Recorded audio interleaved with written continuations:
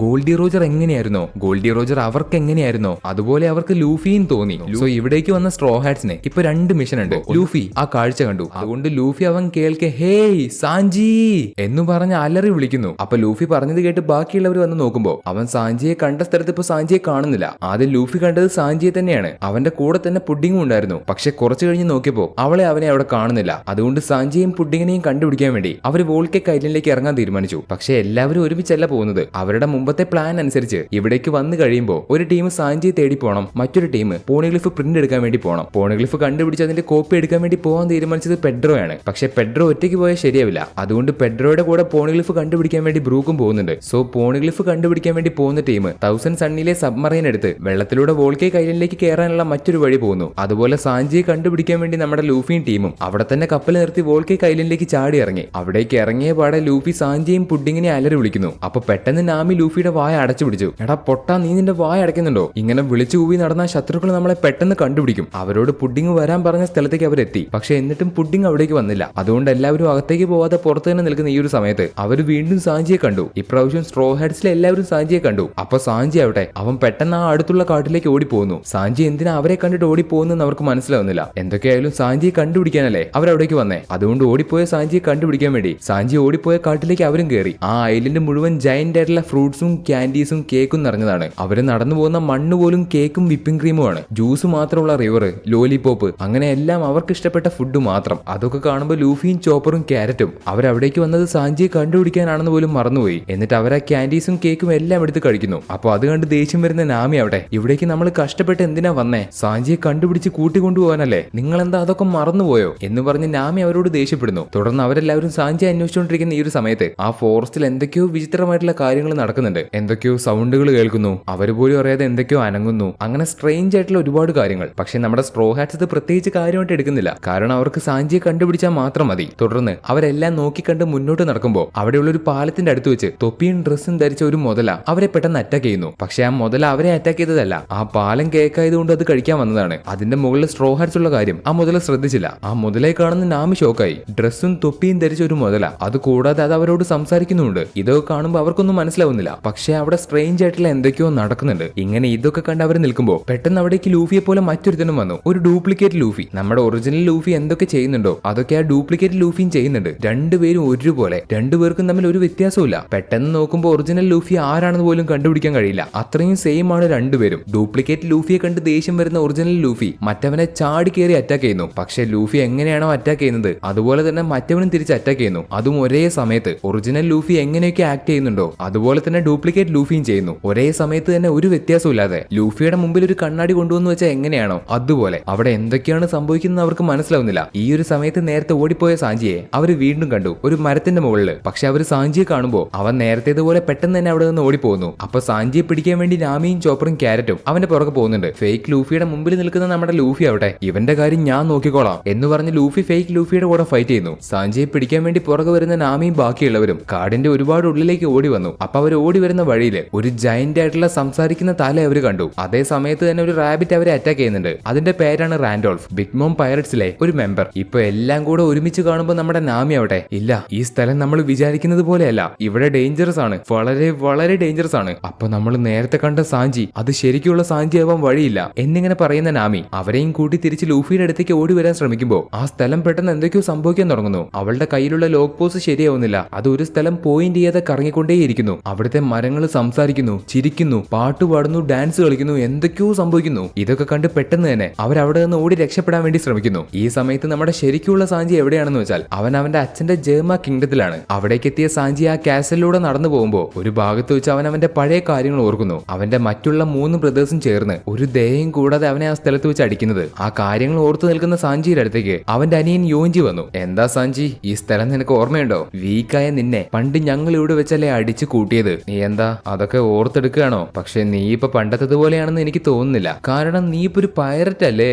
എന്താ നീ മിണ്ടാത്തെ? വായ തുറന്ന് എന്തെങ്കിലുമൊക്കെ പറയടാ. എന്റെ കൺമുന്നിൽ നിന്ന് പൊയ്ക്കോ. നീ എന്റെ ഫാമിലി അല്ല, നിന്നോട് എനിക്കൊന്നും പറയാനുമില്ല എന്ന് പറഞ്ഞ് സാഞ്ചി പ്രത്യേകിച്ച് ഒരു പ്രശ്നം ഉണ്ടാക്കാതിരിക്കുമ്പോ അവന്റെ അനിയൻ യോഞ്ചി വീണ്ടും വീണ്ടും അവനെ ചൊറിയുന്നു. അതുകൊണ്ട് സാഞ്ചി അവിടെ വെച്ച് അവന്റെ കൂടെ ഫൈറ്റ് ചെയ്യാണ്. അവന്റെ അടുത്ത് ജെർമയുടെ ഹൈ ടെക്നോളജിക്ക് ഉണ്ടെങ്കിലും നമ്മുടെ സാഞ്ചിയുടെ മുന്നിൽ അതൊന്നുമല്ല. സാഞ്ചി അവന്റെ മുഖം ചവിട്ടി ചളുക്കി വിട്ടു. പക്ഷെ അവന്റെ മുഖം അവന് പഴയതുപോലെ പോലെ മാറ്റാൻ പറ്റും. കാരണം അവന്റെ ബ്രദേഴ്സിന് ഒരു പ്രത്യേകതയുണ്ട്. കാരണം അവർ സാഞ്ചിയെ പോലെയല്ല, അവർ ജനറ്റിക്കലി മോഡിഫൈഡ് ആണ്. അതായത് അവരുടെ ശരീരത്തിൽ എന്ത് സംഭവിച്ചാലും അത് പഴയതുപോലെ അടിച്ച് നേരെയാക്കാൻ പറ്റും. അവരുടെ കൈ ഒടിയില്ല, കാലൊടിയില്ല, ഇനി അഥവാ ഒടിഞ്ഞാൽ പോലും അത് അടിച്ച് പഴയതുപോലെ നേരെയാക്കാൻ പറ്റും. ഇപ്പൊ സാഞ്ചി അവന്റെ മുഖം ചവിട്ടി ചളുക്കി, പക്ഷെ ഒരു മെഷീൻ ഉപയോഗിച്ച് അവന്റെ മുഖം പഴയതുപോലെ അടിച്ച് നേരെയാക്കുന്നുണ്ട്. ഇതാണ് ജെർമ 66ന്റെ ടെക്നോളജി. അവന്റെ ബ്രദേഴ്സ് എല്ലാവരും ജനറ്റിക്കലി മോഡിഫൈഡ് ആണ്. പക്ഷെ അവരെ പോലെ സാഞ്ചിക്ക് ആ പ്രത്യേകതയില്ല. അവൻ ജനറ്റിക്കലി മോഡിഫൈഡ് അല്ല. ഇതുവരെ അവന്റെ ശരീരത്തിൽ പ്രത്യേകിച്ച് മാറ്റങ്ങളൊന്നുമില്ല. ഇനി അങ്ങോട്ട് എന്താണെന്ന് അറിയില്ല. ഇപ്പൊ സാഞ്ചി നോർമൽ ആയിട്ടുള്ള ഒരു മനുഷ്യനെ പോലെയാണ്. അവന്റെ ബ്രദേഴ്സിനെ പോലെ അവന് പ്രത്യേകിച്ച് പവർ ഒന്നുമില്ല. ഞാൻ നേരത്തെ പറഞ്ഞിരുന്നു ജെർമ 66ന് ബാക്കിയുള്ളവരുടേതുപോലെ കല്ലും മണ്ണും കൊണ്ടുള്ള ഒരു രാജ്യമില്ല. മുമ്പ് നമ്മൾ കണ്ട ട്രാൻസ്പോർട്ടർ സ്നെയിലിനെ പോലെയുള്ള ഷിപ്പുകൾ ചേർത്തിട്ടുള്ള ഒരു വലിയൊരു കിങ്ഡം ആണ് അവർക്കുള്ളത്. അതാണ് ജെർമ 66ന്റെ ഐലൻഡ്. അത് അവർക്ക് എങ്ങനെ വേണമെങ്കിലും മോഡിഫൈ ചെയ്യാൻ പറ്റും. അവർക്ക് ഇഷ്ടമുള്ള സ്ഥലത്തേക്ക് കൊണ്ടുപോകാൻ പറ്റും. ഇപ്പൊ സാഞ്ചിയുടെ കല്യാണം അടുത്തതുകൊണ്ട് അവരുടെ മുഴുവൻ ഐലൻഡും അവര് ബിഗ് മോമിന്റെ വോൾക്കേക്ക് ഐലൻഡിന്റെ അടുത്തേക്ക് കൊണ്ടുവന്നു. ഇതാണ് അവരുടെ ജെർമ കിങ്ഡം. നമ്മൾ നേരത്തെ കണ്ടതുപോലെ അവർക്ക് ഒരുപാട് ടെക്നോളജീസ് ഉണ്ട്. അവർ പറയുന്നത് എന്തും കേൾക്കുന്ന ഒരു വലിയ ആർമി അവർക്കുണ്ട്. സ്പെഷ്യലി ട്രെയിൻഡ് ആയിട്ടുള്ള ഒരു മിലിറ്ററി. അവർ എന്ത് തന്നെ പറഞ്ഞാലും അത് അതേപോലെ ആ മിലിറ്ററി അനുസരിക്കും. അവർക്ക് എല്ലാ തരത്തിലുള്ള മാർഷൽ ആർട്സും അറിയാം. സാഞ്ചിയുടെ അച്ഛൻ വിൻസ്മോക്ക് ജഡ്ജ് പണ്ട് നോർത്ത് ബ്ലൂവിൽ ഉണ്ടായിരുന്ന രാജാക്കന്മാരെ മുഴുവൻ ഒറ്റയ്ക്ക് തോൽപ്പിച്ചിട്ടാണ് അദ്ദേഹം നോർത്ത് ബ്ലൂവിലെ ഒരു രാജാവായിട്ട് മാറിയത്. ഈ കഥയൊക്കെ റേജു സാഞ്ചിക്ക് പറഞ്ഞു കൊടുക്കുന്ന ഈ ഒരു സമയത്ത് സാഞ്ചിയെ കാണാൻ വേണ്ടി അവന്റെ അച്ഛൻ വിൻസ്മോക്ക് ജഡ്ജ് അവന്റെ അടുത്തേക്ക് വന്നു. പക്ഷെ സാഞ്ചിക്ക് അയാളെ ഒട്ടും ഇഷ്ടമല്ല. അയാളുടെ മുഖം കാണുന്നത് പോലും സാഞ്ചിക്ക് ദേഷ്യമാണ്. എന്നെ താൻ തന്റെ മോനായിട്ട് കണക്കാക്കണ്ട. എനിക്ക് ഈ ലോകത്താകെ ഒരേ ഒരു അച്ഛനേ ഉള്ളൂ, അതെന്തായാലും നിങ്ങളല്ല എന്ന് പറഞ്ഞ് സാഞ്ചി വിൻസ്മോക്ക് ജഡ്ജിനെ അപമാനിച്ചു. അതുകൊണ്ട് രണ്ടുപേരിലും സ്ട്രോങ് ആരാണെന്ന് കണ്ടുപിടിക്കാൻ വേണ്ടി അയാൾ സാഞ്ചിയെ ഒരു ഫൈറ്റിന് വേണ്ടി വിളിക്കുന്നുണ്ട്. അപ്പൊ സാഞ്ചിയും ആ ഫൈറ്റിന് തയ്യാറായതുകൊണ്ട് രണ്ടുപേരും എല്ലാവരുടെയും മുന്നിൽ വെച്ച് ഫൈറ്റ് ചെയ്യുന്നു. അങ്ങനെ അവർക്കിടയിൽ നടക്കുന്ന ഫൈറ്റിന്റെ ഇടയിൽ സാഞ്ചി അവൻ കുട്ടിയായിരുന്ന സമയത്തെ പാസ്റ്റ് ഓർമ്മ വന്നു. കുട്ടിയായിരുന്ന സാഞ്ചിക്ക് ഭക്ഷണം ഉണ്ടാക്കാൻ ഒരുപാട് ഇഷ്ടമായിരുന്നു. അവനൊരു പ്രിൻസ് ആണെന്ന് പോലും നോക്കാതെ എപ്പോഴും കുക്ക് ചെയ്യും. ആ സമയത്ത് അവന്റെ 3 ബ്രദേഴ്സ് ആവട്ടെ സാഞ്ചി കുക്ക് ചെയ്യുന്നത് കാണുമ്പോൾ അവനെ എടുത്തിട്ടടിക്കും. ഒരു ദയയും കാണിക്കാതെ അവനെ ചവിട്ടി കൂട്ടും, സ്വന്തം അനിയനാണെന്ന് പോലും നോക്കാതെ. അപ്പൊ അന്ന് സാഞ്ചിയെ തല്ലുന്നത് കണ്ടുവരുന്ന വിൻസ്മോക്ക് ജഡ്ജ് ആവട്ടെ അവന്റെ 3 ബ്രദേഴ്സിനോടും അവനെ തല്ലണ്ടെന്ന് പറയുന്നില്ല. പകരം നീ വീക്കാണ്, ഒന്നിനും കൊള്ളാത്തവനാണ്, നിന്നെ വളർത്തുന്നത് കൊണ്ട് ഒരു പ്രയോജനമില്ല എന്ന് പറഞ്ഞ് അവിടെ നിന്ന് നടന്നു പോകുന്നു. അപ്പൊ അവന്റെ ബ്രദേഴ്സ് ആവട്ടെ അവനെ പിന്നെയും ഒരുപാട് അടിക്കും. അപ്പോഴും സാഞ്ചി കരഞ്ഞുകൊണ്ട് അച്ഛാ പോവല്ലേ, ഒന്ന് നോക്ക്, എന്നെ രക്ഷിക്ക് എന്ന് പറഞ്ഞ് നിസ്സഹായ അവസ്ഥയോടെ കരഞ്ഞു. പക്ഷെ എന്നിട്ട് പോലും അയാൾ സാഞ്ചിയെ തിരിഞ്ഞു നോക്കിയില്ല. ഈ ഒരു പാസ്റ്റ് സാഞ്ചിയുടെ മനസ്സിൽ ഒരു നീറ്റലായിട്ട് ഇങ്ങനെ കിടന്ന് എരിയുമ്പോൾ അതിന്റെ ദേഷ്യത്തിൽ അവൻ വിൻസ്മോക്ക് ജഡ്ജിന്റെ കൂടെ വീണ്ടും ഫൈറ്റ് ചെയ്യുന്നു. അവൻ എപ്പോഴത്തെയും പോലെ കാല് യൂസ് ചെയ്തിട്ടാണ് ഫൈറ്റ് ചെയ്യുന്നത്. അപ്പൊ വിൻസ്മോക്ക് ജഡ്ജ് സാഞ്ചിക്ക് ഒരു കത്തി കൊടുത്തിട്ട് എന്റെ കൂടെ ഫൈറ്റ് ചെയ്യുമ്പോൾ കൈകൊണ്ട് ഫൈറ്റ് ചെയ്യണം, കാലുകൊണ്ട് ഫൈറ്റ് ചെയ്താ അത് എനിക്ക് അപമാനമാണ് എന്നിങ്ങനെ അയാൾ സാഞ്ചിയോട് കൈകൊണ്ട് ഫൈറ്റ് ചെയ്യാൻ പറയുന്നു. പക്ഷെ അപ്പൊ നമ്മുടെ സാഞ്ചി അവിടെ ചത്തൊടുങ്ങേണ്ടി വന്നാലും കൈ കൊണ്ട് ഞാൻ ഫൈറ്റ് ചെയ്യില്ല, എന്റെ കൈ കുക്ക് ചെയ്യാനുള്ളത് മാത്രമാണ്. അങ്ങനെ അവരുടെ ഫൈറ്റ് വീണ്ടും ആരംഭിച്ചു. പക്ഷെ അയാൾ സാഞ്ചിയെ ചതിയിലൂടെ തോൽപ്പിച്ചു. അയാളുടെ തന്നെ ആൾക്കാരെ മുന്നിൽ കൊണ്ടുവന്ന് നിർത്തിയപ്പോ സാഞ്ചിക്ക് അവരെ അറ്റാക്ക് ചെയ്യാൻ കഴിഞ്ഞില്ല. അപ്പൊ വിൻസ്മോക്ക് ജഡ്ജ് അവരെയും കൂടെ ചേർത്ത് സാഞ്ചിയെ കുത്തി താഴെ ഇട്ടു. നല്ല ബെസ്റ്റ് തന്ത. ഇതിനുശേഷം റൂമിലേക്ക് വന്ന സാഞ്ചിയുടെ 2 കൈയിലും അവരൊരു ഹാൻഡ് കഫ് ഇട്ട് കൊടുത്തു. അവൻ അവരെ മറികടന്ന ഒരു കാര്യവും ചെയ്യാതിരിക്കാനാണ് അവർ ആ ഹാൻഡ് കഫ് അവന്റെ കയ്യിൽ ഇട്ട് കൊടുത്തത്. അവന്റെ 2 കൈയും തനിക്ക് എത്രത്തോളം ഇമ്പോർട്ടന്റ് ആണെന്ന് അവർക്കറിയാം. അപ്പൊ സാഞ്ചി എപ്പോഴെങ്കിലും പുഡിങ്ങുമായിട്ടുള്ള മാരേജ് വേണ്ടെന്ന് പറഞ്ഞ് അവന്റെ മനസ്സ് മാറി അവിടെ നിന്ന് ഓടിപ്പോകാൻ ശ്രമിക്കുകയാണെങ്കിൽ അവന്റെ കയ്യിലുള്ള ഹാൻഡ് കഫ് പൊട്ടിത്തെറിക്കും. പണ്ട് സബോഡിയിൽ സ്ലേവുകളെ ഇതേപോലുള്ള ഒരു ഹാൻഡ് കഫ് ഇട്ട് കൊടുത്തിട്ടല്ലേ അവർ പിടിച്ചു വെച്ചിരുന്നത്. അതേപോലുള്ള ഒരു ഹാൻഡ് കഫ് ആണ് അവർ സാഞ്ചിയുടെ കയ്യിലേക്ക് ഇട്ടത്. അവരെ മറികടന്ന് സാഞ്ചി എന്തെങ്കിലും ചെയ്യാൻ ശ്രമിച്ചാലോ അവിടെ നിന്ന് ഓടിപ്പോകാൻ ശ്രമിച്ചാലോ ആ ഹാൻഡ് കഫ് പൊട്ടിത്തെറിക്കും. അവൻ അത്രയും ഇമ്പോർട്ടൻസ് കൊടുക്കുന്ന അവന്റെ 2 കൈ വെച്ച് അവർ മുതലെടുക്കാൻ ആരംഭിച്ചു. അതുകൂടാതെ സാഞ്ചി ഈ കല്യാണത്തിന് സമ്മതിച്ചിട്ടില്ലെങ്കിൽ ബിഗ് മോമിന്റെ ആൾക്കാർ ബറാട്ടിയിലുള്ള സെഫിനെ, സാഞ്ചി സ്വന്തം അച്ഛനെ പോലെ കാണുന്ന സെഫിനെ അവര് കൊന്നു കളയുമെന്ന് പറഞ്ഞു. സാഞ്ചി വിൻസ്മോക്ക് ജഡ്ജിന്റെ മകനാണെങ്കിലും അയാളുടെ കണ്ണിൽ സാഞ്ചി ഒരു പാഴായി പോയ ഒരുത്തനാണ്. അയാളുടെ ഏതെങ്കിലും മക്കളെ വെച്ച് ബിഗ് മോമിന്റെ മക്കളെ കല്യാണം കഴിപ്പിച്ചാൽ അവർക്കിടയിൽ ഒരു മാരേജ് നടന്ന 2 കുടുംബങ്ങളും ഒന്നിക്കും. ഇതിൽ വിൻസ്മോക്ക് ജഡ്ജിന് വേണ്ടത് ബിഗ് മോമിന്റെ സപ്പോർട്ടാണ്, അവരുടെ അലയൻസ് ആണ്. ഇങ്ങനൊരു മാരേജ് നടന്ന ഒരു എംപററിന്റെ സപ്പോർട്ട് അവർക്കുണ്ടാവും. പക്ഷെ തന്റെ മക്കളെ ബിഗ് മോമിന്റെ ഫാമിലിയിലേക്ക് അയക്കുന്നതിന് അയാൾക്ക് ഒട്ടും താല്പര്യമില്ല. എന്നാൽ അയാൾക്ക് പാഴായി പോയ ഒരു മകനുണ്ടല്ലോ, ബറാട്ടിയയിൽ കുക്കായിരുന്നു പിന്നീട് സ്ട്രോ ഹെഡ്സിലേക്ക് വന്ന സാഞ്ചി, അവനെ ബിഗ് മോമിന്റെ ഇടയിലേക്ക് ഇട്ടുകൊടുത്ത് ഒരു ബലിയാടാക്കിയ ഒരു പ്രശ്നമില്ല. ഒക്കത്തിരിക്കുന്നത് കിട്ടുകയും ചെയ്യും, കക്ഷത്തിലിരിക്കുന്നത് ഒട്ടും പോകൂല. അതുകൊണ്ട് അയാൾ സാഞ്ചിയെ തെരഞ്ഞെടുത്തു. തന്റെ വിലപ്പെട്ട മറ്റുള്ള മക്കളെ ബിഗ് മോമിന്റെ ഫാമിലിയിലേക്ക് അയക്കാതെ അയാൾ സാഞ്ചിയെ കൊടുക്കാൻ തീരുമാനിച്ചു. സോ ബിഗ് മോം ആണ് സാഞ്ചിയുടെ വീക്ക്നെസ് ഒക്കെ മനസ്സിലാക്കിയിട്ട് അവന്റെ കയ്യിലിടാൻ ഹാൻഡ് കഫ് ഒക്കെ കൊടുത്ത് പറഞ്ഞയച്ചത്. അവർക്കറിയാം സാഞ്ചിക്ക് എവിടെ തൊട്ടാ പൊള്ളുവെന്ന്. ഇപ്പൊ ഒരു സാഞ്ചിയെ എല്ലാ ഭാഗത്തുനിന്നും പൂട്ടി. അവൻ അവിടെ നിന്ന് രക്ഷപ്പെടാൻ ഒരു മാർഗവുമില്ല, അത് ചിന്തിക്കേ വേണ്ട. അവൻ ഈ ഒരു സാഹചര്യത്തിൽ എന്ത് ചെയ്യണമെന്ന് അറിയുന്നില്ല. പണ്ട് ചെറുപ്പത്തിൽ അവന്റെ കൈ മുറിഞ്ഞു വന്നപ്പോൾ സെഫ് അത് കെട്ടിക്കൊടുക്കുന്നതും ഇനി ഒരിക്കലും കൈകൊണ്ട് ഫൈറ്റ് ചെയ്യരുതെന്ന് പറഞ്ഞ് സെഫ് അവനെ അടിക്കുന്നതും ഒരുപാട് അടിച്ചിട്ടാണെങ്കിലും അവനെ സ്നേഹത്തോടെ നോക്കുന്നതും അങ്ങനെ പഴയ കാര്യങ്ങളൊക്കെ മനസ്സിലോർക്കുന്ന സാഞ്ചിക്ക് ആ ഒരു മാരേജിന് സമ്മതിക്കാനല്ലാതെ മറ്റൊരു മാർഗമില്ല. അവൻ എങ്ങാനും എതിർക്കാൻ ശ്രമിച്ചാൽ അവൻ ഇഷ്ടപ്പെടുന്ന ആൾക്കാർ കൊല്ലപ്പെടും. അവൻ അത്രത്തോളം പ്രിയപ്പെട്ട അവന്റെ കൈ ഇല്ലാതാവും. ഇങ്ങനെ അവനെ കൊണ്ട് ഇപ്പൊ ഒന്നും ചെയ്യാൻ സാധിക്കാൻ കഴിയാത്ത ഒരു നിസ്സഹായ അവസ്ഥയിലാണ് ഇപ്പൊ സാഞ്ചി. ഇതേ സമയത്ത് പോണിഗ്ലിഫ് എടുക്കാൻ വേണ്ടി വെള്ളത്തിന്റെ അടിയിലൂടെ സബ്മറൈനിൽ വരുന്ന സ്ട്രോ ഹാറ്റ്സിന്റെ ടീം, അതായത് ബ്രൂക്കും പെഡ്രോയും, അവരിപ്പോ വോൾക്കേക്ക് ഐലൻഡിലേക്ക് എത്തി. അവരവിടെ വന്ന എല്ലാ കാര്യവും പതിയെ ഒളിച്ചിരുന്ന് നിരീക്ഷിക്കുന്ന സമയത്ത് ബിഗ് മോം ജീംബയ്ക്ക് കൊടുക്കാൻ പോകുന്ന പണിഷ്മെന്റിനെ കുറിച്ച് അവിടുത്തെ ജനങ്ങൾ പറയുന്നത് കേട്ടിട്ട് അവരറിഞ്ഞു. ജീംബെ ബിഗ് മോമിന്റെ ക്രൂവിൽ നിന്ന് പോകാൻ പാടില്ലായിരുന്നു. അവൻ ചെയ്തത് വലിയൊരു തെറ്റാണ്. അവനൊരു ചതിയനാണ്. ബിഗ് മോമിന്റെ കൈകൊണ്ട് അവൻ എന്തായാലും കൊല്ലപ്പെടും എന്ന് പറഞ്ഞ് അവിടുത്തെ ജനങ്ങൾ ചിരിക്കുന്നു. ജീംബയ്ക്ക് ബിഗ് മോം കൊടുക്കാൻ പോകുന്ന പണിഷ്മെന്റിനെ കുറിച്ച് ആ സ്ഥലത്ത് വലിയൊരു ന്യൂസ് തന്നെയുണ്ട്. അവിടേക്ക് വന്ന ബ്രൂക്കിന് ജീംബയെ നേരിട്ട് പരിചയമുണ്ടല്ലോ, അതുകൊണ്ട് ബ്രൂക്ക് ആ കാര്യം ശ്രദ്ധിക്കുന്നുണ്ട്. ഇതിനുശേഷം അവരവിടെ മറ്റൊരു കാര്യം കൂടെ കണ്ടു. നടക്കാൻ പോകുന്ന മാരേജിന് വേണ്ടി തയ്യാറായിക്കൊണ്ടിരിക്കുന്ന പുഡിങ്ങിനെ. അവള് വളരെ സന്തോഷത്തോടെ ഡ്രസ്സൊക്കെ എടുത്ത് ഒരു പാവത്തിനെ പോലെ അവിടെ നിൽക്കുന്നു. അപ്പൊ പുഡിങ് ഇവിടെ ഉണ്ടെങ്കിൽ ഇതേ സ്ഥലത്ത് നമ്മുടെ സ്ട്രോ ഹാറ്റ്സിന് വഴി കാണിച്ചു കൊടുക്കാൻ ആരാ ഉള്ളത്? അപ്പൊ ഇതിനർത്ഥം അവിടേക്ക് കയറിയ സ്ട്രോ ഹാറ്റ്സ് എന്തോ ഒരു വലിയ പ്രശ്നത്തിലേക്ക് ചെന്ന് ചാടാൻ പോവാണ്. ഈ ഒരു കാര്യം പുഡിങ്ങിനെ കാണുന്ന ബ്രൂക്കിനും പെഡ്രോയ്ക്കും മനസ്സിലായി. ഇത് കൂടാതെ അവരവിടെ ബിഗ് മോമിന്റെ ക്രൂവിലെ ബാരൻ ടമാഗോയെ കണ്ടു. പുള്ളിക്കാരന്റെ അടുത്തേക്ക് 2 സോൾജേഴ്സ് വന്ന് അവിടേക്ക് വന്ന സ്ട്രോ ഹാറ്റ്സിനെ കുറിച്ചും അവരെവിടെയാണെന്നും ആ കൂട്ടത്തിലെ 2 ആൾക്കാരും മിസ്സിംഗ് ആണെന്നും, അതായത് ബ്രൂക്കും പെഡ്രോയും, പിന്നെ അവരെ അവിടേക്ക് കൊണ്ടുവന്നത് പെക്കോംസ് ആണെന്നും, പക്ഷെ ഇപ്പൊ അവനെ കാണുന്നില്ല എന്നുള്ള മുഴുവൻ ഡീറ്റെയിൽസും അവരയാൾക്ക് പറഞ്ഞു കൊടുത്തു. ഇതെല്ലാം ഒളിച്ചിരിക്കുന്ന ബ്രൂക്കും പെഡ്രോയും കേൾക്കുന്നുണ്ട്. വോൾക്കേക്ക് ഐലൻഡിലേക്ക് സ്ട്രോ ഹാറ്റ്സ് എത്തിയ കാര്യം ഇപ്പൊ ബിഗ് മോമിന്റെ ആൾക്കാർ കണ്ടുപിടിച്ചു എന്ന് ഒളിച്ചിരിക്കുന്ന അവർക്ക് മനസ്സിലായി. ഇവിടെ സീൻ കട്ട് ചെയ്താൽ അടുത്ത സീനിൽ മറ്റൊരു ഭാഗത്ത് നിൽക്കുന്ന ബേജിയും അവന്റെ ഫാമിലിയുമാണ്. ബേജിക്ക് അവന്റെ മുഖച്ചായുള്ള അതേപോലെ ഒരു മകനുണ്ട്. നേരത്തെ പെക്കോംസിനെ പിടിച്ചുകൊണ്ട് പോയത് ബേജിയും അവന്റെ ആൾക്കാരുമാണ്. ഇപ്പൊ അവർ പെക്കോംസിനെ ചങ്ങലയിട്ട് കെട്ടി ആ സ്ഥലത്തേക്ക് കൊണ്ടുവന്ന് അവിടെ വെച്ച് തന്നെ അവനെ ഗണ്ണെടുത്ത് ഷൂട്ട് ചെയ്തു. അങ്ങനെ ഷൂട്ടേറ്റ് പെക്കോംസ് നേരെ വെള്ളത്തിലേക്ക് വീണു പോവാണ്. ഇതിനുശേഷം കാണിക്കുന്നത് ബിഗ് മോമിനെയാണ്. പുള്ളിക്കാരത്തിയുടെ അടുത്തേക്ക് അവർ സീസറിനെ കൊണ്ടുവന്നു. എന്തിനാണെന്ന് വെച്ചാൽ ബിഗ് മോമിന് ഒരു ആഗ്രഹമുണ്ട്, ഒരു വിചിത്രമായിട്ടുള്ള ആഗ്രഹം. അത് ലോകത്തിലുള്ള എല്ലാ റേസസിലെ ആൾക്കാരും, ഫിഷ്മാൻ, മെർമേഡ്, ലോങ്ങാം ട്രൈബിലെ ആൾക്കാര്, ഡ്വാർഫുകള്, സ്നേക്ക് നെക്ക് ട്രൈബിലെ ആൾക്കാര്, പിന്നെ തലയിൽ 3 കണ്ണുള്ള ട്രൈബിലെ ആൾക്കാര്, അങ്ങനെ ലോകത്തിലുള്ള മുഴുവൻ റേസസിലെ ആൾക്കാരും തന്റെ ഫാമിലിയിൽ വേണം. അതുപോലെ അവർക്ക് യാതൊരു വ്യത്യാസവും പാടില്ല. അതായത് എല്ലാവർക്കും ഒരേ ഉയരം വേണം. ഉയരം കൂടിയ ആളെ ഉയരം കുറഞ്ഞ ആള് താഴത്ത് നിന്ന് നോക്കാൻ പാടില്ല. അതായത് പറഞ്ഞു വരുന്നത് എല്ലാവരും ഈക്വൽ ആയിരിക്കണം. ചെറിയ ആൾക്കാര്, താഴ്ന്ന ആൾക്കാർ, അങ്ങനെയൊന്നുമില്ല. ഇവരെ എല്ലാം കൂട്ടിക്കൊണ്ട് ബിഗ് മോമിന് ഒരു വലിയ ടീ പാർട്ടി നടത്തണം. അതിലിരിക്കുന്ന ആൾക്കാർക്ക് എല്ലാം ഒരേ ഹൈറ്റ് ആയിരിക്കണം. അതിനർത്ഥം എല്ലാവരും ജയന്റ് ആവണം. സോ ഇതാണ് ബിഗ് മോമിന്റെ ഡ്രീം. തന്റെ ഫാമിലിയിലുള്ള ആൾക്കാർ മുഴുവൻ വേറെ റേസിലെ ആൾക്കാരാവണം. അവർക്ക് എല്ലാവർക്കും ഒരേ ഹൈറ്റ് ആയിരിക്കണം, മീൻസ് ജയന്റ് ആയിരിക്കണം. അപ്പൊ ഇതിനു വേണ്ടി പുള്ളിക്കാരിയുടെ ആൾക്കാരെ ജയന്റ് ആക്കാൻ വേണ്ടി അവര് സീസറിനെ പോയി കണ്ടു. അങ്ങനെ സീസർ അവരുടെ ആൾക്കാരെ ജയന്റ് ആക്കി മാറ്റാനുള്ള റിസർച്ച് ആരംഭിച്ചു. അതായത് തന്റെ ആഗ്രഹത്തിന് സഹായിക്കാമെന്ന് സീസർ സമ്മതിച്ചു. അതുപോലെ ആ റിസർച്ചിന് വേണ്ടി സീസർ ബിഗ് മോമിന്റെ കയ്യിൽ നിന്ന് ഒരുപാട് പണം വാങ്ങിയിരുന്നു.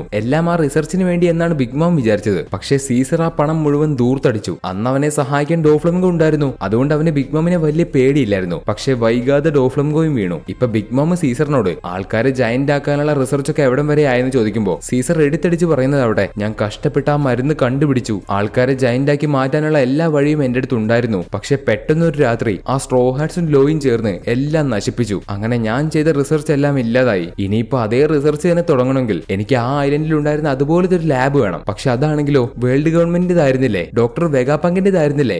ഇനി എന്ത് ചെയ്യും? ഒന്നും ചെയ്യാൻ പറ്റില്ല എന്ന് പറഞ്ഞ് സീസർ ബിഗ് മോമിന്റെ അടുത്ത് നിന്ന് രക്ഷപ്പെടാൻ ശ്രമിക്കുമ്പോൾ അതിന് ബിഗ് മോം അവനോട്, നിനക്ക് ലാബ് ഉണ്ടാക്കി തന്നാ നീ ആ മരുന്നുണ്ടാക്കുമെന്നല്ലേ പറഞ്ഞേ? അപ്പോ അതേപോലത്തെ ഒട്ടും വ്യത്യാസമില്ലാത്തൊരു ലാബ് ഞാൻ ഇവിടെ അടുത്ത് തന്നെ ഒരുക്കിയിട്ടുണ്ട്. പഴയ ലാബിന്റെ ബ്ലൂ പ്രിന്റ് ഉപയോഗിച്ച് എന്റെ മൂത്ത മകൻ അത് ഉണ്ടാക്കി. ഈ കാര്യത്തിൽ അവന്റെ സ്കില്ല് അപാരമാണ്. അപ്പൊ എങ്ങനെയാ മോനെ, തുടങ്ങുകയല്ലേ എന്ന് ബിഗ് മോം അവനോട് പറയുമ്പോ സീസറിന് അത് ചെയ്തു കൊടുക്കാന്നല്ലാതെ മറ്റൊരു വഴിയില്ല. പങ്കസാറിൽ ഉണ്ടായിരുന്ന അതേപോലത്തെ ഒരു ലാബ് ബിഗ് മോമിന്റെ ആദ്യത്തെ മകൻ ഉണ്ടാക്കി കൊടുത്തു. അയാളാണ് വോൾക്കേക്ക് ഐലൻഡിലെ മിനിസ്റ്റർ ഓഫ് ക്യാൻഡി. പേര് ഷവർലെറ്റ് പെരോസ്പെരോ. പെരോസ്പെരോ ഒരു ഡോൾ ഫ്രൂട്ട് യൂസർ ആണ്. പെരോനോമി ഒരു പാരമീസിയ ടൈപ്പ് ഡോൾ ഫ്രൂട്ട്. അതിന്റെ പവർ എന്തൊക്കെയാണെന്ന് വെച്ചാൽ ക്യാൻഡി മാനിപ്പുലേഷൻ. പുള്ളിക്കാരന് ക്യാൻഡീസ് ഉപയോഗിച്ച് എന്ത് വേണമെങ്കിലും ചെയ്യാൻ പറ്റും. സീസറിന് വേണ്ട ലാബ് അതേപോലെ ഉണ്ടാക്കി കൊടുത്തില്ലേ, അത് ഈ പവർ വെച്ച് ഉണ്ടാക്കിയതാണ്. അതുപോലെ ക്യാൻഡി ഉപയോഗിച്ച് വെപ്പൺസ് ഉണ്ടാക്കാൻ പറ്റും. അത് വെച്ച് ഫൈറ്റ് ചെയ്യാം. സ്വന്തം ഡിഫൻസിന് ഒരു കട്ടിയുള്ള ഷീൽഡ് ഉണ്ടാക്കാൻ പറ്റും. പക്ഷേ ഈ ഫ്രൂട്ടിന് കുറച്ച് വീക്ക്നെസ് ഉണ്ട്. പുള്ളിക്കാരൻ ഉണ്ടാക്കുന്നതെല്ലാം ക്യാൻഡീസ് അല്ലേ, അപ്പൊ ചൂടോ തീയോ വെള്ളം ഉണ്ടായാൽ അത് പ്രശ്നമാണ്. ഇത്രയൊക്കെയാണ് പെരോസ്പെരോയുടെ ഡോൾ ഫ്രൂട്ടിന്റെ കാര്യങ്ങൾ. ഇപ്പൊ സീസറിന് പെരോസ്പെരോ ഒരാഴ്ച സമയം കൊടുത്തു. അതിനുള്ളിൽ ബിഗ് മോമിന് വേണ്ട കാര്യങ്ങൾ ചെയ്ത് കൊടുത്തിട്ടില്ലെങ്കിൽ പെരോസ്പെരോയുടെ കയ്യില് സീസറിന്റെ ഹാർട്ട് ഉണ്ട്. അത് അവൻ വേണ്ടതുപോലെ കൈകാര്യം ചെയ്തോളാന്ന് പറയുന്നു. അവന്റെ ഹേർട്ട് നേരത്തെ സാഞ്ചിയുടെ കയ്യിലായിരുന്നു. പക്ഷെ ഷിപ്പ് വിട്ട് പുറത്തേക്ക് ഇറങ്ങി പോകുന്ന സാഞ്ചി ആ സമയത്ത് ആ ഹേർട്ട് വീറ്റോയുടെ കയ്യിൽ കൊടുത്തു. അങ്ങനെ വീറ്റോ ആ ഹേർട്ട് ഇവർക്ക് കൊടുത്തു. ഇതിനുശേഷം അടുത്ത സീനിൽ കാണിക്കുന്നത് ബിഗ് മോമിനെയാണ്. പുള്ളിക്കാരത്തെ അവിടേക്ക് വന്ന സ്ട്രോ ഹാറ്റ്സിനെ പിടിക്കാൻ വേണ്ടി സ്വീറ്റ് കമാൻഡേഴ്സിലെ 3ാമത്തെ കമാൻഡർ തന്റെ മകനായ ഷവർലെറ്റ് ക്രാക്കറിനെ വിളിച്ചു വരുത്തി അയാളെ സ്ട്രോ ഹാറ്റ്സിനെ പിടിക്കാൻ വേണ്ടി പറഞ്ഞയക്കുന്നു. ഈ ഷവർലെറ്റ് ക്രാക്കർ അത്യാവശ്യം നല്ല പവർഫുൾ ആണ്. പുള്ളിക്കാരൻ ഒരു ഡോൾ ഫ്രൂട്ട് യൂസർ ആണ്. ബിസു നോമി, അതായത് ബിസ്ക്കറ്റ് ഫ്രൂട്ട്, ഒരു പാരമീസിയ ടൈപ്പ് ഡോൾ ഫ്രൂട്ട്. അതിന്റെ പേര് കേട്ടപ്പോൾ തന്നെ പവർ എന്താണെന്ന് മനസ്സിലായി കാണും. ഈ ഡോൾ ഫ്രൂട്ട് യൂസ് ചെയ്യുന്ന ആൾക്ക് ബിസ്ക്കറ്റ് മാനിപ്പുലേഷൻ ആണ് പവർ. അതായത് ബിസ്ക്കറ്റ് യൂസ് ചെയ്ത് അവർക്ക് എന്ത് വേണമെങ്കിലും ചെയ്യാൻ പറ്റും. ബിസ്ക്കറ്റ് കൊണ്ട് നല്ല കട്ടിയുള്ള ആർമർ ഒക്കെ വെച്ചിട്ടുള്ള സോൾജേഴ്സിന് ഉണ്ടാക്കാൻ പറ്റും. ആ സോൾജേഴ്സിനെ അങ്ങനെ ഇങ്ങനെയൊന്നും കൊല്ലാൻ കഴിയില്ല. ഇങ്ങനെ ഈ പവർ ഉപയോഗിച്ച് ഒരുപാട് ബിസ്ക്കറ്റ് സോൾജേഴ്സിന് ഉണ്ടാക്കാൻ പറ്റും. പക്ഷേ ഇതിനൊരു വീക്ക്നെസ് ഉണ്ട്, വെള്ളം. വെള്ളത്തിലിട്ട ബിസ്ക്കറ്റ് അലിഞ്ഞു പോയില്ലേ, അത് തന്നെ. സോ ഇത്രയൊക്കെയാണ് ഷവർലെറ്റ് ക്രാക്കറിന്റെ ഡബിൾ ഫുഡിന്റെ പവർ. ഇപ്പൊ തന്റെ അമ്മ പറഞ്ഞ അനുസരിച്ച് പുള്ളിക്കാരൻ സ്ട്രോ ഹാറ്റ്സിനെ പിടിക്കാൻ വേണ്ടി പോകുന്നു. ഇവിടെ ലൂഫിയുടെ അടുത്തേക്ക് എത്രയും പെട്ടെന്ന് ഓടി വരാൻ ശ്രമിക്കുന്ന നാമിയും ബാക്കിയുള്ളവരും ഇത്ര ശ്രമിച്ചിട്ടും അവിടെ നിന്ന് പുറത്തെടുക്കാൻ കഴിയുന്നില്ല. അവസാനം അവർ ഓടി അവിടെ സംഭവിക്കുന്ന കാര്യം എന്താണെന്ന് അവർക്ക് മനസ്സിലായി. നാമി അവിടെ സംഭവിക്കുന്നത് എന്താണെന്ന് നേരിട്ട് കണ്ടു. അവിടുത്തെ മരങ്ങളും ചെടികളും എന്തിനും മണ്ണടക്കം ഒരു സ്ഥലത്ത് തന്നെ നിൽക്കാതെ എപ്പോഴും മാറിക്കൊണ്ടിരിക്കും. ഈ മരങ്ങളും ചെടികളും മാറുന്നത് കൊണ്ട് അവര് വന്ന വഴി ഏതാണെന്ന് അവർക്ക് മനസ്സിലാവില്ല. അവർക്ക് പുറത്തേക്കൊട്ടും പോകാനും കഴിയില്ല. അവരിങ്ങനെ ഒരു ലൂപ്പിൽ കറങ്ങിക്കൊണ്ടേയിരിക്കും. അവര് വന്നുവിട്ടിരിക്കുന്ന ഈ കാടിന്റെ പേര് തന്നെ സെഡ്യൂസിംഗ് വുഡ്സ് എന്നാണ്. ഇപ്പൊ നാമി ഇത് കണ്ടുപിടിക്കുന്ന സമയത്ത് പെട്ടെന്നൊരു വിചിത്ര രൂപമുള്ള ഒരു മന്ത്രവാദിയെ പോലെ തോന്നിക്കുന്ന ഒരു സ്ത്രീ നാമിയുടെ പുറകിൽ നിന്ന് അവളെ കയറി പിടിച്ചു. ഈ സ്ത്രീയാണ് ബിഗ് മാമിന്റെ മകളായ ഷവർലെറ്റ് ബ്രൂലി. ഇതേ സമയത്ത് മറ്റൊരു ഭാഗത്ത് നമ്മുടെ ഒറിജിനൽ ലൂഫി ആ സെഡ്യൂസിംഗ് വുഡ്സിൽ സംഭവിക്കുന്ന കാര്യങ്ങളൊന്നും അറിയാതെ അതിലൂടെ ഇങ്ങനെ കറങ്ങിക്കൊണ്ടിരിക്കുകയാണ്. ഇങ്ങനെ ഇരിക്കുമ്പോൾ ലൂഫി പെട്ടെന്ന് അവിടെ സാഞ്ചിയെ കണ്ടു. സാഞ്ചി മാത്രമല്ല, പുഡിങ്,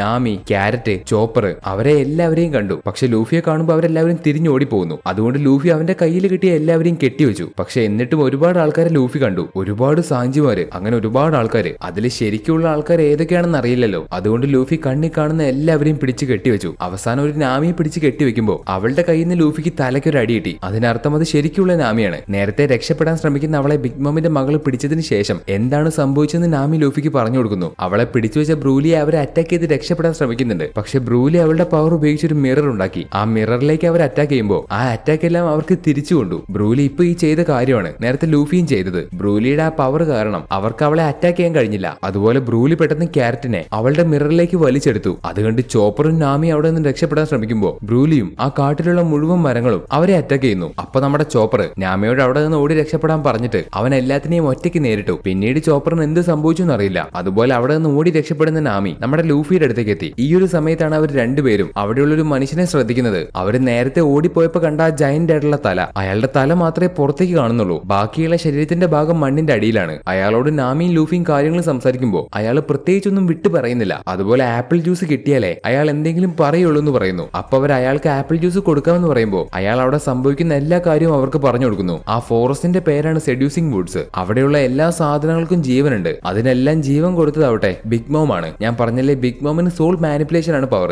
ബിഗ് മോമിന് സോൾ വെച്ച് എന്തും ചെയ്യാൻ പറ്റും. ഒരു മനുഷ്യന്റെ സോൾ പറിച്ചെടുത്ത് അതിനെ മറ്റൊന്നിലേക്ക് കൊടുത്ത് അതിനെ ജീവിപ്പിക്കാൻ പറ്റും. എന്നാൽ ജീവന് പുറമെ അതിന് ഹൈ ഇന്റലിജൻസ് ഉണ്ടാവും. അതായത് ബിഗ് മോം ഒരു മരത്തിന് ജീവൻ കൊടുക്കുകയാണെങ്കിൽ അതിന് സംസാരിക്കാനും പറ്റും, ചിന്തിക്കാനുള്ള ബുദ്ധി ഉണ്ടാവും. അവരവിടേക്ക് വന്നപ്പോൾ നേരത്തെ കണ്ട മുതലയും അതുപോലെ അവരെ അറ്റാക്ക് ചെയ്ത ഒരു മുയലില്ലേ റാൻഡോൾഫ്, ഇതിനെല്ലാം ബിഗ് മോം ഒരു സോളിന്റെ പകുതി കൊടുത്ത് അവറ്റങ്ങളുടെ എല്ലാം ബുദ്ധി കൂട്ടി. അതായത് ഓൾറെഡി ജീവനുള്ള ഒരു വസ്തുവിലേക്കും ബിഗ് മോമിന് സോൾ കൊടുക്കാൻ പറ്റും. ഇങ്ങനെ സോൾ കൊടുത്തുണ്ടാക്കുന്ന ബിഗ് മോമിന്റെ ആർമിയെ വിളിക്കുന്ന പേരാണ് ഹോമീസ്. ഇത്രയും അധികം സോൾ ബിഗ് മോമിന് കിട്ടുന്നത് എങ്ങനെയാണെന്ന് വെച്ചാൽ ഈ ഐലൻഡിലെ ജനങ്ങൾക്ക് അവിടെ സേഫ് ആയിട്ട് ജീവിക്കണമെങ്കിൽ അവരുടെ സോളിന്റെ കുറച്ചു ഭാഗം അത് ബിഗ് മോമിന് കൊടുക്കണം. എങ്കിലേ അവർക്ക് അവിടെ ജീവിക്കാൻ പറ്റുള്ളൂ. ഇങ്ങനെ അവിടുത്തെ ജനങ്ങളുടെ അടുത്തുനിന്ന് കളക്ട് ചെയ്യുന്ന സോളാണ് ബിഗ് മോമിന്റെ ഹോമീസ് എന്ന് പറയുന്ന ആർമിയെ ഉണ്ടാക്കിയെടുക്കാൻ ഉപയോഗിക്കുന്നത്. ആ മനുഷ്യന്മാരുടെ എല്ലാം സോള് കളക്ട് ചെയ്യാൻ ബിഗ് മോം തന്നെ നേരിട്ട് വരേണ്ട ആവശ്യമൊന്നുമില്ല. പകരം ബിഗ് മോമിന്റെ തന്നെ സോൾ കൊണ്ട് ഉണ്ടാക്കിയ ഇൻകാർണേഷൻസ് ഉണ്ട്. അതാണ് ജനങ്ങളുടെ അടുത്തുനിന്ന് സോള് കളക്ട് ചെയ്യുന്നത്. പിന്നെ ലൂഫി കെട്ടിവെച്ച സാഞ്ചിയും നാമിയും ബാക്കിയുള്ളവരെയും പോലെ തോന്നിപ്പിക്കുന്ന അതെല്ലാം ഫേക്ക് ആണ്. അതെല്ലാം ബിഗ് മോമിന്റെ മകളായ ബ്രൂലിയുടെ പവർ കൊണ്ട്